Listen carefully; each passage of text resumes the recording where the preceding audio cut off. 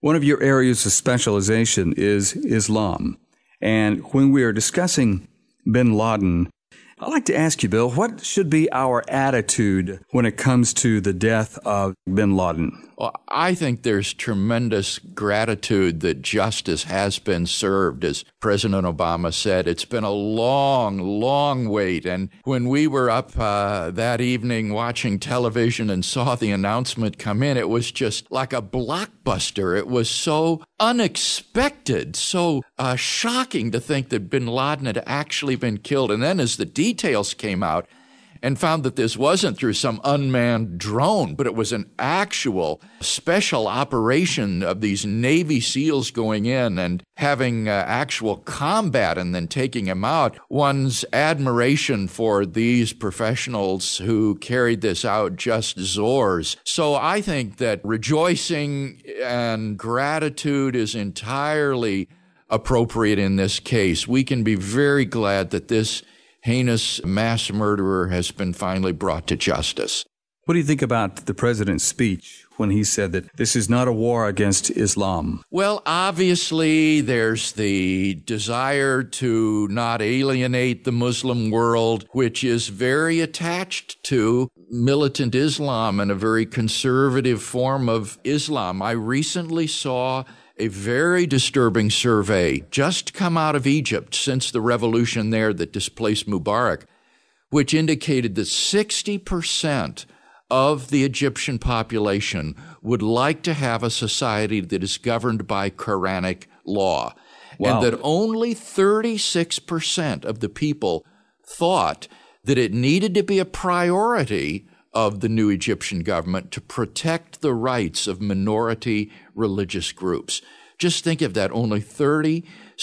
And of course, probably in that 36% are all the Coptic Christians that are hopeful that their rights will be protected. So a relatively small percentage of the Egyptian population thinks that it's an important priority at all to protect the minority rights of religious non-Muslim peoples in that country. So this is very disturbing. As these events transpire across the Middle East, I think there can be little doubt that the fallout in the end will be more conservative, more Islamicized regimes in these countries, and that's very disturbing.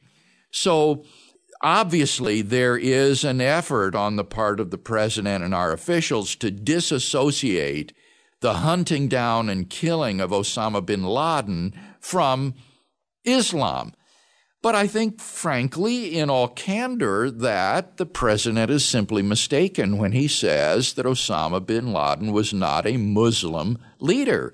He clearly was a Muslim leader. He said that he's not a Muslim leader, he's a killer of Muslims. Yes, and that is not a good reason for disqualifying a person as a Muslim leader. Muslims kill each other all the time. The Shiites and the Sunnis have been at each other's throats for centuries. And so just because someone kills other Muslims doesn't mean that that person is not a Muslim leader.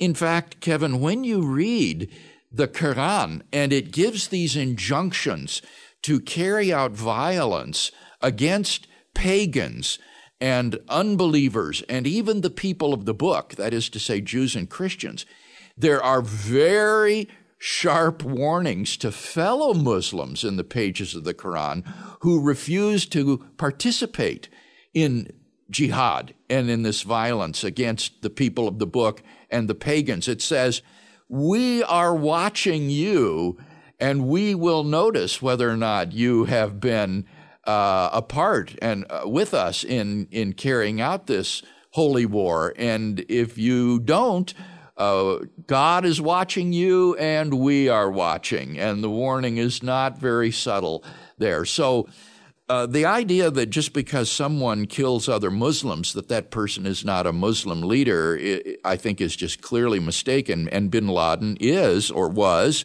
a leader of a very conservative Islamic sect and one that is very, very popular throughout the Islamic world today. The main thing that people are talking about now is retaliation. Is it mostly Al-Qaeda that we need to worry about here? Or has this gutted Well, not Al-Qaeda? just Al-Qaeda. I mean, there are all kinds of other groups. The Taliban, for example, in Afghanistan, though aligned with Al-Qaeda, is a distinct group. And then you've got Hezbollah and Hamas, which have recently joined forces now in Israel. They've reached some sort of accord. All of this is very disquieting, and I think our officials are quite right in saying that in the aftermath of the killing of bin Laden, we need to be doubly on alert. You're talking from our responsibility as citizens, and well, you should. As Christian people, how can we effectively pray, and how can we use this as a tool to reach our Muslim friends for Christ?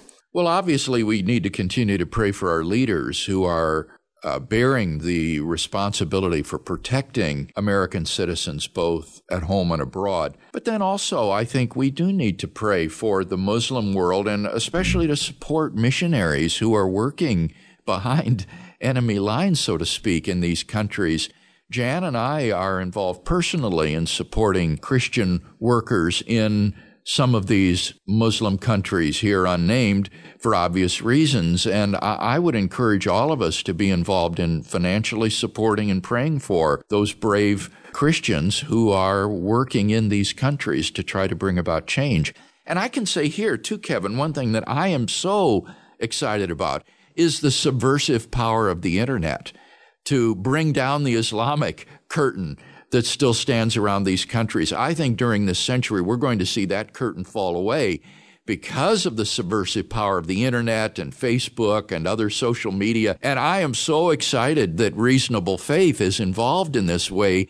Our podcasts and downloads are being viewed in Muslim countries around the world. We have records come in through our Google Analytics that indicate that people even in the Gaza Strip are connecting to Reasonable Faith.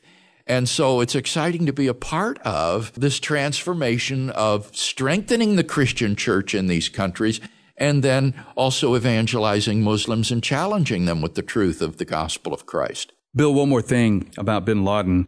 That is, I notice that the scripture says that God will bring down evil people. And God also says that he takes no pleasure in the death of the wicked. Yes, ultimately, it is a tragedy, isn't it, that a human being could become so evil and so perverse as to... And able to do this much damage and kill this many people. Oh, so many throughout the world. Not just Americans, but throughout the world. And to foment a movement that is committed to violence against not soldiers, but civilians and ordinary people. When you hear of the bombings, for example, of these mosques in Muslim countries, you just think, how perverted is this, that they're blowing up people going to mosque? It's just amazing. And so you're right, it is tragic at one level. We can rejoice that justice has been meted out, but in a deeper sense, you're quite right. This is tragic that a human being could become so debased. How can we be consistent as Christians? What would Christ's view on this Well, my issue be? understanding of Jesus' teachings is that one doesn't try to seek personal revenge, but he, I think, recognized that state authorities are instituted by God and that the state has the ability to use force legitimately. Certainly that was the case throughout the Old Testament, and Jesus, as a good Jewish person, believed in the God of the Old Testament revealed in Scripture. So I think not having a personal, vengeful, vindictive attitude is consistent with saying that the state needs to mete out justice where appropriate to criminal and terrorist activities. Sure. Bill, that's such an important distinction that you're making, and most people get confused on this. They don't distinguish between interpersonal relationships and turning the other cheek and loving your enemies, and then the broader state issues that involve a just war and things like that. And so I hear you making that distinction. I mean, Jesus said, don't go after a king and his army unless you know you have enough people to beat him. Yeah. And remember when the Roman soldiers, of all people, Roman soldiers, this oppressive military dictatorship, came to John the Baptist and said, what should we do? John the Baptist said to them, be content with your wages and don't defraud any man, don't do harm to someone. So he told them basically to be good, honest soldiers, interestingly enough.